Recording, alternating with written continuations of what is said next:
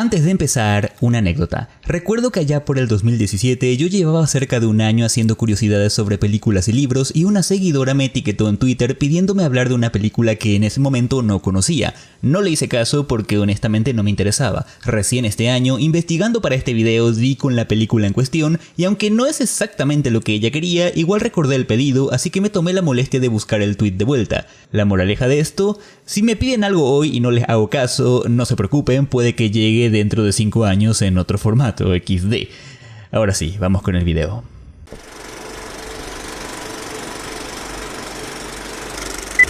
Les quiero hablar de un estudio de animación. No es el estudio más popular, tampoco es el estudio con las historias más originales, de hecho ni siquiera es el estudio con la visión más ambiciosa, y sin embargo, Aardman se ha posicionado como todo un ícono en la animación. Algunas de sus producciones han llegado a ganar premios Oscars, de hecho su última película, Farmageddon, estuvo nominada a los Oscars 2021, y aunque no cuentan ni con el peso ni el reconocimiento de un Disney o un estudio Ghibli, estoy seguro que todos identificamos este diseño de personajes. Eso es Aardman Animations, un estudio británico situado en Bristol que ha desarrollado y pulido un estilo inconfundible. Aun si nunca han escuchado hablar de ellos, por lo menos de vista se habrán topado alguna vez con algunos de sus personajes, y ahí está justamente el fuerte de este estudio. Ni sus historias ni sus protagonistas son trascendentales, por lo menos no de la forma en que estamos acostumbrados. Algunos incluso los encontrarían simples para los estándares actuales, pero son sumamente cálidos y entrañables, por eso hoy vamos a hablar de ellos. Aardman fue creado a mediados de 1970 por Peter Lorre y David X. Proxton, dos soñadores con ganas de hacer animación. El nombre del estudio deriva precisamente del nombre que llevó uno de sus primeros personajes. Entre sus primeros experimentos se encontraba la animación tradicional y también pasaron por el CGI, pero no tardaron en darse cuenta que lo suyo iba específicamente por la técnica conocida como Claymation, y antes de hablar del Claymation, tenemos que hablar del Stop Motion. Estoy seguro que por acá más de uno ya sabe lo que es el stop motion, pero nunca está de más una pequeña retrospectiva. El stop motion o cuadro por cuadro es una técnica de animación donde se emplean imágenes fijas sucesivas para dar la sensación de movimiento. La diferencia principal con los otros estilos de animación, como la tradicional o la creada por ordenador, es que en el stop motion no se dibuja ni se utilizan computadoras, sino que las imágenes son tomadas desde la realidad misma, por lo que es común el empleo de maquetas y muñecos articulados, y esa es la razón por la cual también se la denomina animación en volumen. Un segundo de metraje equivale a 24 fotogramas, así que hablamos de un trabajo extenuante para los animadores. La técnica se remonta a los orígenes de la cinematografía y ha sido perfeccionada a través de la historia por numerosas personalidades como Georges Méliès, Willis O'Brien, Helena Smith Dayton, Ray Harryhausen o más recientemente Tim Burton. A día de hoy es una técnica empleada con frecuencia para hacer largometrajes. Tenemos por ejemplo a Laika, estudio estadounidense especializado en esta forma de animación. Por su parte, los directores de cine Henry Selick y Wes Anderson también han hecho películas con esta técnica. Ahora, hablamos de un tipo de animación cuyo procedimiento artístico se amolda a los intereses de aquello que desea ser expresado, de ahí que posea métodos tan diversos. Uno de esos métodos es el llamado Claymation, donde se utilizan materiales maleables a diferencia de otros estilos donde los objetos rígidos son los preponderantes. Su propio nombre lo indica. Clay significa arcilla en inglés. Hablamos de un tipo de stop motion donde los animadores deben hacer uso de una gran destreza manual, ya que hablamos de trabajar con arcilla, plastilina o parecidos e ir modificando los movimientos cuadro a cuadro. Y ahí es donde Aardman se hizo un nombre con este peculiar estilo artístico. Como todo estudio de animación, Aardman tuvo que empezar desde abajo realizando trabajos publicitarios. Su primer proyecto importante consistió en realizar secuencias animadas para un programa de corte infantil de la televisión británica. Por esa época también estaban incursionando en cortometrajes para adultos, pero aún no se habían lanzado al stop motion como tal hasta que experimentaron con la técnica y posteriormente llegaría la inspiración para Morph, un personaje simple hecho enteramente de arcilla. A medida que la televisión británica les fue encargando más producciones, el equipo fue creciendo a la par, y muy pronto se sumaría al estudio el animador Nick Park, de suma relevancia años más tarde para esa identidad que aún estaban buscando. Es justo mencionar que sus primeros cortos presentaban una fuerte influencia de las animaciones surrealistas de Terry Gilliam, quien había formado parte del grupo de comedia británico Monty Python. Por supuesto que tuvieron otras influencias, pero ese espíritu muy a lo inglés o también llamado Britishness los acompañaría a lo largo de toda su carrera.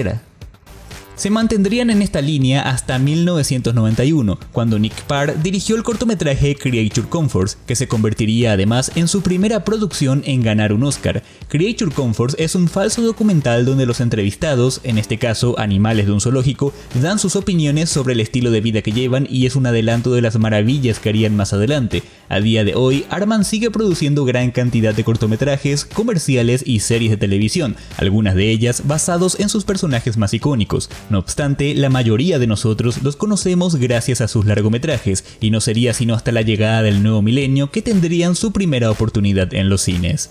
¿Y sabe alguno de ustedes de qué película estoy hablando? Ay, por favor, ¿alguien lo duda? El concepto de Chicken Run, o como le decimos por estos parajes, Pollitos en Fuga, fue concebido en 1995 como una parodia de la película El Gran Escape. La productora francesa Pathé accedió a financiar el desarrollo del guión y el modelado de los personajes en 1996, pero no fue sino hasta 1997 que una joven DreamWorks decidió apostar también por este proyecto. Por aquellos años, DreamWorks estaba ansiosa por hacer sentir su presencia en el mercado de la animación, y especialmente ansiosa por hacerle frente a una Disney cada vez más dominante. De esa forma, Aardman se encargaría de la producción del film, Pathé se encargó de su distribución dentro del territorio europeo, mientras que DreamWorks haría su parte en el resto del mundo. La película fue dirigida por Nick Parr y Peter Lord, y durante la realización se utilizaron 30 sets decorados donde trabajaron 80 animadores. Cada minuto de metraje tardaba una semana en realizarse.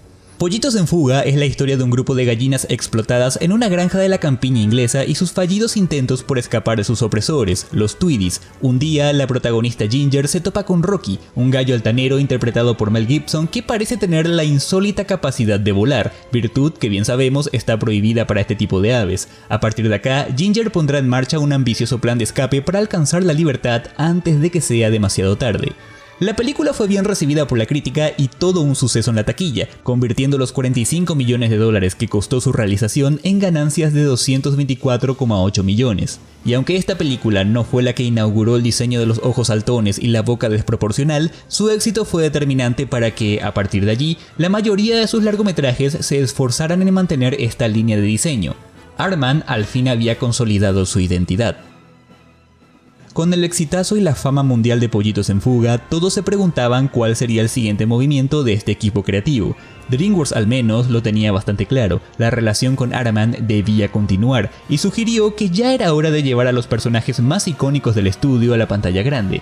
5 años más tarde llegaría Wallace y Gromit: The Curse of Were Rabbit, y en el 2006 se haría con el Oscar a la mejor película animada.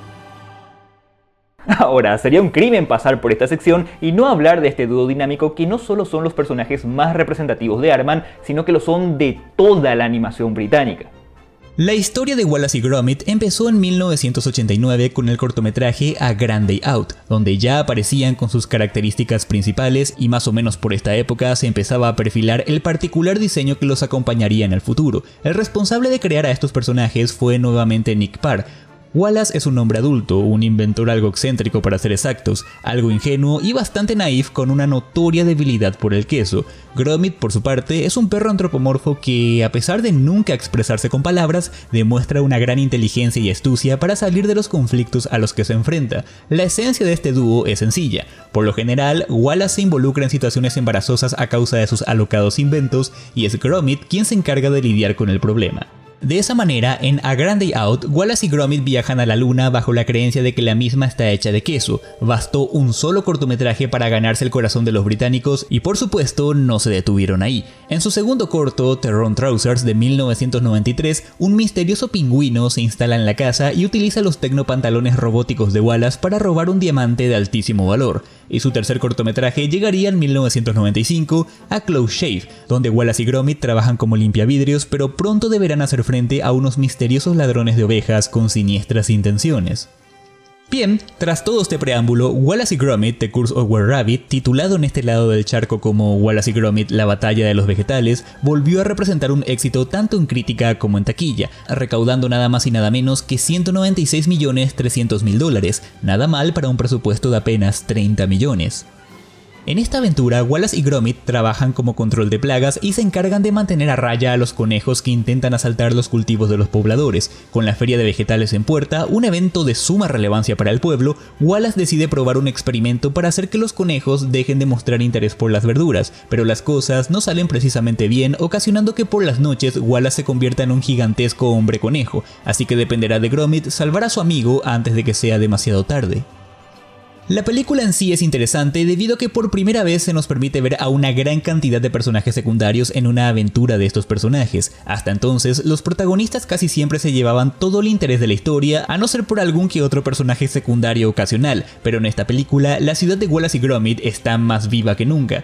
También es digno destacar lo fácil que es empatizar y encariñarse con estos personajes aunque no los hayan visto jamás, y destaco este aspecto porque estoy seguro que, así como yo, muchos de ustedes conocieron a este singular equipo gracias a esta película. Esto muestra que la sencillez y la calidez de un personaje es una gran ventaja para guardarse al público en el bolsillo.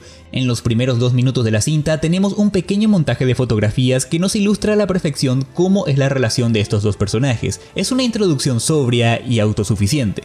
Otro detalle llamativo es la evolución creativa y técnica alcanzada hasta ese momento, ya que contamos con escenas excelsamente animadas como la persecución por la ciudad o la transformación de Wallace en la bestia, que en serio me sigo preguntando cómo lograron darle tanto realismo a secuencias tan importantes. De hecho, en la historia de Wallace y Gromit, cada trabajo ha sido más complicado que el anterior. Posterior a su largometraje, lanzarían otro corto en 2008 titulado A Mother of Love and Death, y aunque no llamó mucho la atención, es igual de disfrutable que las anteriores. En esta última aventura hasta la fecha, Wallace y Gromit han abierto su propia panadería y les va bien en este oficio. El problema es que hay un misterioso asesino serial de panaderos que no tardará en ir tras nuestro carismático dúo. Esta simpática pareja se ha hecho querer en muchas partes del mundo y es inspiración para muchos realizadores importantes como John Lasseter, Hayao Miyazaki o Matt Groening. De hecho, este último les dedicó un homenaje en su conocida serie The Simpsons. Por otro lado, el Museo Ghibli de Japón contó con su presencia en la sección de dibujos animados que Hayao Miyazaki quiere que veas, ya que el animador nipón es fanático de los trabajos de este estudio. Sin duda, lo vuelvo a decir, hablamos de los personajes más importantes de Aardman, pero aún hay mucho más que decir. Ahora, su siguiente película se desmarcó bastante de la continuidad ofrecida hasta ese momento. ¿Por qué? Bueno, vamos a ver. La tercera película de Aardman se tituló Flushed Away, ustedes la recordarán mejor como Lo que el agua se llevó, y sí, volvió a contar con la colaboración de DreamWorks. Se estrenó en 2006 y nos cuenta la historia de Roddy, una rata mascota de clase alta que vive en el distrito de Kensington. Su vida no podría ir mejor hasta que por cosas de la vida termina en las alcantarillas de la ciudad, donde descubrirá a toda una ciudad de ratas que es un homenaje a la cultura londinense. En su búsqueda por volver a casa se topará con personajes pintorescos y enemigos excéntricos que lo harán plantearse qué quiere realmente para su futuro. La principal peculiaridad de este film es que fue el primer largometraje del estudio en estar animado por completo en tecnología CGI. Como mencioné al principio, Aardman había experimentado con diferentes tipos de animación desde sus inicios. También lo hicieron con el CGI, pero hasta Flushed Away no habían realizado una producción tan grande con la misma. La principal razón por la que se optó por este tipo de animación es porque el agua suele ser muy difícil de renderizar con el stop motion, y en vista que varias escenas iban a necesitar de una gran cantidad de agua que se viera realista, decidieron que la mejor opción, y también la más económica y práctica, sería la animación por ordenador. Eso sin mencionar que utilizar agua real durante la filmación podría dañar a los muñequitos de plastilina. No obstante, a pesar de este cambio sustancial, los animadores se esforzaron por transmitir la misma sensibilidad que habían logrado con sus filmes en Claymation, y eso se nota, especialmente en el diseño de los personajes. La película en sí no fue precisamente mala, pero no cosechó el éxito esperado ni en crítica ni en ganancias. De hecho, su realización costó $149 millones y apenas alcanzó a recaudar 178 millones, resultando en una pérdida para DreamWorks, que decidió romper su alianza con Aardman después de este fracaso comercial. A pesar de este desliz, esta experiencia le permitió a Aardman aspirar a nuevas alianzas y pronto encontró un nuevo socio en Sony Pictures Animation, con quienes empezaron la producción de lo que sería su cuarto largometraje y segundo intento con este tipo de animación. Arthur Christmas, en español Operación Regalo, se estrenó en 2011 y lo primero que salta a la vista es el cambio radical en el diseño de los personajes, quienes ahora se presentaban mucho más realistas. Esta película cuenta que la tradición de entregar regalos a los niños en Navidad es una labor llevada a cabo por una peculiar familia y la responsabilidad se ha ido delegando de generación en generación. Para llevar esto a cabo cuentan con un ejército de duendes en una estructura militar. En este contexto, cada miembro de la familia representa una idea. El hijo mayor muestra una fuerte inclinación por la tecnología, mientras que el abuelo es un férreo defensor de la vieja escuela. Y el padre, Papá Noel de turno, bueno, simplemente no quiere retirarse todavía. El punto es que cada uno de estos personajes tiene el ego muy hinchado. Pero el verdadero protagonista de esta historia es Arthur, el hijo menor de la familia, encargado de leer y responder las miles y miles de cartas que los niños de todo el mundo envían todos los años. Es un joven ingenuo pero de gran corazón, y básicamente es el típico personaje enamorado de la Navidad. El problema empieza cuando Arthur descubre que una niña se ha quedado sin su regalo, y cuando todos se lavan las manos haciendo de menos la situación, Arthur asume el compromiso de entregar el regalo por sí mismo. Así que la cinta es prácticamente eso, las alocadas peripecias que Arthur, su abuelo y un duende especializado en envolver regalos deberán afrontar para llevar a cabo esta misión imposible antes de que termine la Nochebuena, y en el proceso la familia redescubrirá la esencia de lo que significa ser Santa Claus realmente. Hablamos de una historia que fácilmente puede convertirse en un clásico navideño ideal para disfrutar en esas fechas. Arthur Christmas tuvo buena recepción de parte de la crítica, pero nuevamente significó un revés en la taquilla. Con un presupuesto de $100 millones, apenas logró recaudar 147 millones. Parece que la relación con Sony había empezado con el pie izquierdo. No obstante, eso no les impidió volver a colaborar en otra producción, donde esta vez sí les fue un poco mejor en la recaudación. En 2012 llegaría The Pirate in an Adventure with Scientists, un título bastante extraño y que de hecho tuvo que replantearse en Estados Unidos y otros países de habla inglesa. Acá lo conocemos como Piratas, una loca aventura. En el estudio ya circulaba la intención de hacer una película sobre piratas desde la época de Pollitos en Fuga, pero hasta ese entonces no se había concretado. No obstante, la oportunidad se dio cuando decidieron adaptar el libro homónimo del escritor británico Gideon Dafoe, que de hecho forma parte de una serie de 5 libros hasta la fecha, pero la película solo se basa en el primer título. Y lo más peculiar de este film es el regreso de Peter Lord a la silla de director, además del retorno triunfal al stop motion, pero con una marcada integración del CGI para renderizar el agua de forma más realista, además de darle más peso a ciertas transiciones. Como no querían repetir errores del pasado, Aardman logró un buen equilibrio artístico entre ambos tipos de animación bastante diferentes entre sí. Respecto a la historia, no hay mucho que destacar, pero se sitúa en plena era victoriana y sigue las aventuras de un grupo de piratas cuyo capitán intenta forjar una reputación respetable para así ser merecedor del premio conocido como Pirata del Año. En la película aparece además una caricatura de Charles Darwin y otra de la reina Victoria a quienes nuestros protagonistas se enfrentan. Concerniente a las ganancias, costó $55 millones y recaudó la no despreciable cifra de 123 millones en todo el mundo, pero seguía sin ser el golpe sobre la mesa que el estudio estaba necesitando. Y acá es donde entra en escena un personaje que seguramente dará mucho de qué hablar a pesar de ser mudo, ya que gracias a él este estudio sigue existiendo. Y no estoy hablando de Gromit, a pesar de que en cierta forma este personaje le debe su existencia. Desde el 2007, Aardman venía desarrollando una serie infantil para televisión denominada Shaun the Sheep, o en español, La Oveja Shaun. Su creación se debe nuevamente a Nick Parr y se trata de un personaje que había aparecido por primera vez en el cortometraje de Wallace y Gromit A Close Shave como un personaje secundario, pero con gran relevancia para la trama. Posteriormente volvería a aparecer en otro de los cortos de este dúo. Sin embargo, la fama tardaría en llegar hasta que la serie de televisión se convirtió en un éxito arrollador, transmitiéndose en más de 180 países con 6 temporadas y 170 episodios de 7 minutos cada uno. Nos referimos a una oveja inusualmente inteligente que vive en una granja con los demás miembros de su rebaño, el granjero en cuestión y el perro pastor Bitzer, que por lo general se toma su trabajo muy en serio.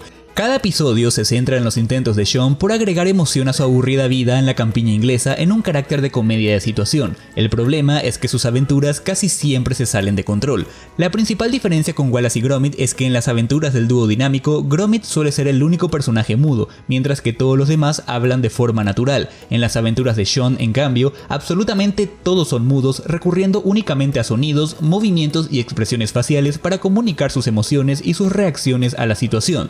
Básicamente, todas sus historias se desarrollan con acciones y pantomima al mejor estilo Tony Jerry o La Pantera Rosa, lo que lo convierte en una proeza en materia de guión, dirección y storyboard. Si Gromit ya era un portento de la animación muda, Shaun es una maravilla. Así que podríamos decir que estamos ante el Bob Esponja de Aardman, ya que el éxito de la serie trajo consigo un montón de productos derivados, pero lo que nos interesa en esta ocasión es el largometraje estrenado en 2015, A Shaun the Sheep Movie. Hablamos de 85 minutos de pura diversión absurda e inocente donde no hay lecciones que aprender ni fallas que señalar. A pesar de que sus creadores han reconocido no ser una obra maestra del estudio, resulta sumamente disfrutable tanto para niños como para adultos. La peculiaridad de esta historia es que, por primera vez, saca a Shaun y sus amigos de su zona de confort. De vivir sus hazañas en un entorno meramente rural, se ven envueltos en una aventura en la gran ciudad con la misión de rescatar a su dueño, quien en esta historia sufre un severo caso de amnesia. Recibió críticas sumamente positivas y en la taquilla no podría haberlo hecho mejor. De un modesto presupuesto de solo $25 millones, cuadruplicaron la cifra recaudando 106 millones. En pocas palabras, la oveja Shaun seguramente salvó al estudio de su desaparición. Lastimosamente, el éxito les duraría poco, ya que con su siguiente producción se volvieron a estrellar. Early Man, traducido en Hispanoamérica como El Cavernícola, es una película del 2018 que repite la técnica del claymation y fue dirigida por Nick Parr. La historia gira en torno a Dutt y su tribu estancada en la Edad de Piedra que se enfrentan a unos invasores de la Edad del Bronce. Para solucionar la disputa territorial, Dutt y su tribu deben ganar un partido de fútbol o se arruinarán para siempre. Y sí, si se lo preguntaban, su tribu nunca ha tocado una pelota de fútbol y el antagonista de turno se aprovecha de esta desventaja, así que pueden darse una idea de para dónde apunta esta historia. No les voy a mentir, aunque recibió críticas positivas y tiene momentos animados realmente buenos, es ampliamente inferior a otros trabajos del estudio, al punto de decir que es su producción que menos vale la pena. Y en cuanto a ganancias, costó $50 millones y recaudó apenas 54 millones, lo que lo convierte en su película menos exitosa en términos de costo-beneficio. Decí la verdad, George, no te gustó solo porque no te gusta el fútbol. No me gusta el fútbol, pero eso no significa que no sea capaz de apreciar una buena trama en base a ese deporte. Por ejemplo, la escena del penal en Rudy Cursi me voló la cabeza la primera vez que lo vi. Pero bueno, tras este raro experimento, Aardman traería de vuelta a la oveja Shaun. A Shaun the Sheep Movie Farmageddon llegaría en 2019, es la última película del estudio a la fecha de este video y a pesar de tener un carácter de secuela del largometraje del 2015, se puede disfrutar de manera independiente como de hecho lo son todas las historias de la oveja Shaun. En esta aventura, mucho más fantástica que la anterior, Shaun entabla amistad con una tierna alienígena llamada Lula, quien posee poderes telequinéticos y que busca regresar a su planeta. Cuando Lula empieza a ser perseguida, Shaun decide ayudarla a volver a su lugar de origen y como siempre, Bitzer se verá envuelto en el problema sin quererlo, mientras el granjero tiene un extraño plan entre manos. La película en sí misma está bastante bien, de hecho diría que es levemente superior a su primer largometraje y un nuevo pico en la calidad técnica y estética de Aardman. Y con esto terminamos nuestro recorrido en la filmografía de este estudio. No nos quedan dudas que Aardman es todo un exponente en el stop motion y el claymation, pero aún me quedan palabras en el tintero porque hay más razones para valorar la existencia de Aardman como tal. Ya en el pasado dejé de manifiesto la importancia de que existan estudios que quieran contar historias de sus respectivos países. Tenemos casos como Ghibli en Japón o Cartoon Saloon en Irlanda. Aardman hace su parte con la idiosincrasia inglesa. Ya lo dije, hay un carácter puramente británico que se manifiesta en los escenarios de la campiña inglesa, en Londres como ciudad ícono, en sus personajes históricos y especialmente en su sentido del humor, a veces elegante, otras canallesco, pero principalmente tan absurdo y tan obvio que resulta sumamente brillante e inteligente. No voy a negar que estamos en una época donde la mayoría de estudios buscan embanderarse como los adalides de ciertas ideas o tendencias. Están los que buscan tener la animación más extravagante, los que persiguen las ideas más pretenciosas, los que buscan retratar los mundos más mágicos o los que simplemente quieren seguir siendo comercialmente líderes. Y aunque Aardman no esté necesariamente ajeno a todo esto, está claro que tienen la mira en otra dirección. Ellos parecen resistir con un espíritu que muchos estudios parecen haber olvidado, la animación como entretenimiento por el simple placer de ser eso, animación. De hecho, es muy probable que si están viendo una película de Aardman, seguramente en más de un momento van a decir hey, esto ya lo vi en otro lugar, y no hay nada de malo en eso porque sabemos que la originalidad no existe, pero lo interesante de Aardman son los recursos de los que se vale para dotar sus historias de una personalidad propia. Al final termina siendo divertido ver sus películas por la esencia que transmiten. De hecho, pienso que Aardman también ha logrado rescatar parte de la esencia más clásica de muchas manifestaciones cinematográficas como los legados de Walt Disney, Chuck Jones o Charlie Chaplin, y creo que donde más se nota esto es en sus películas con personajes mudos. Este video iba a ser en un principio únicamente sobre Farmageddon, pero me di cuenta lo interesante que sería hablar de la trayectoria del estudio en sí y cómo ha logrado esculpir un sello utilizando un arma bastante común pero sumamente poderosa: las referencias. Sabemos que en el mundo de la comunicación permanentemente utilizamos un montón de códigos y señales para dar a entender aquello que queremos transmitir. El mundo del arte no es la excepción y el cine ha desarrollado su propio lenguaje. Siguiendo ese hilo, dentro de ese lenguaje han surgido obras con momentos épicos e inolvidables. ¿Y qué tiene todo esto que ver con Aardman? Bueno, si ya de por sí es todo un desafío transmitir una idea con la animación tradicional, imaginen la magnitud de la tarea cuando extrapolamos este mismo objetivo en un plano material. Las expresiones y el diseño de los personajes nos dicen mucho sobre sus personalidades y la forma en la que se mueven en escena permanentemente nos está enviando un mensaje, aunque sea de forma inconsciente. Por dar un ejemplo, es imposible imaginar a Wallace sin su característico gesto con las manos o sin alargar la boca de forma graciosa cada vez que dice queso en inglés. Ahora, todo lo que vemos en pantalla siempre cumple un rol: la iluminación, el encuadre, la música, etc. Pero, ¿qué pasa cuando introducimos un elemento cuyo significado existe gracias a otra obra totalmente ajena a la que estamos viendo? Las referencias funcionan igual que los memes, ni siquiera hace falta haberlas conocido en su contexto original para poder entenderlas. Y si bien hay muchas razones de por qué ocurre esto, ahora no nos vamos a poner a explicar este tema porque, bueno, claramente estamos en otra cosa. Pero quiero que veamos cómo utiliza Aardman a su favor este recurso narrativo. Creo que es casi un hecho que la mayoría de los que están viendo este video habrán visto Pollitos en Fuga alguna vez, pero estoy seguro que la mayoría de ustedes no se han visto la película de La Gran Evasión. Para no ir lejos, yo mismo me enteré de la existencia de este film investigando para este video, y creo que los ejemplos que estamos viendo son más que suficientes para apreciar cómo una referencia puede enriquecer o incluso expresar perfectamente la intención de una escena. Ahora, si trasladamos este mismo interés en Wallace y Gromit, vamos a encontrar que el número de referencias crece exponencialmente. Desde su segundo cortometraje, con muchas referencias a Hitchcock, hasta su última entrega hasta el momento, existen un montón de referencias. Entonces, ¿cómo trabajan estos elementos en su largometraje? Bueno, no es de extrañar que se valgan de figuras como La Bella y la Bestia, King Kong o cualquier película del Hombre Lobo para retratar los momentos más relevantes de la cinta. Es la cultura popular al servicio del claymation. Llegados a este punto, el perfecto equilibrio entre la atención actoral a los personajes y las referencias se alcanza con La Oveja Shaun. En su último largometraje tenemos una simple comedia espacial, pero Aardman no titubea en utilizar de forma hilarante a un montón de referencias a películas representativas de la ciencia ficción como Odisea en el espacio, Encuentros cercanos del tercer tipo, Señales, E.T. el extraterrestre, incluso llegando a productos que nada tienen que ver con el género como Tiburón. Y si a eso le sumamos una excelente ejecución del lenguaje cinematográfico, es casi imposible no entender lo que está pasando en pantalla, aunque los personajes no digan ni media palabra. Por citar ejemplos, acá vemos que el personaje ansía estar con sus padres, este otro acaba de tener una idea millonaria, en este otro caso el zoom violento nos indica claramente un flashback. Esto sería imposible si no existiese una correcta conjunción de todos los elementos, hacer la música, la iluminación, la dirección actoral dentro de la animación, los recursos de exageración propios de este arte y un sinfín de cosas más. Si son estudiantes o amantes del cine, no tengo que recordárselo. Para ir redondeando este video, los tres pilares que hacen grande e importante a Aardman. 1. Su pasión por la animación en volumen y el diseño de sus personajes. 2. Su estilo narrativo y sentido del humor influenciados por la cultura británica. Y 3. Su excelente control para utilizar referencias a la cultura pop y no tan pop. Aardman ha tenido un largo recorrido y en ese proceso no le ha importado dejar huella, literalmente. En sus trabajos más representativos aún pueden apreciarse las marcas de las manos que dieron vida a estos personajes. Para este momento seguro se preguntarán cuál será el futuro del estudio. Pues lo cierto es que al momento de subirse este video ya se encuentra en desarrollo una secuela de Pollitos en Fuga que se estrenará en Netflix. Aún no hay muchos detalles al respecto y tras 20 años del título original no puedo negar que me siento preocupado por lo que sea que vayan a hacer. Y si bien las palabras de Peter Lord son algo esperanzadoras, solo puedo decir una cosa: hay Aardman Animations para rato. Háganse un acto de amor propio y vean más películas de este estudio.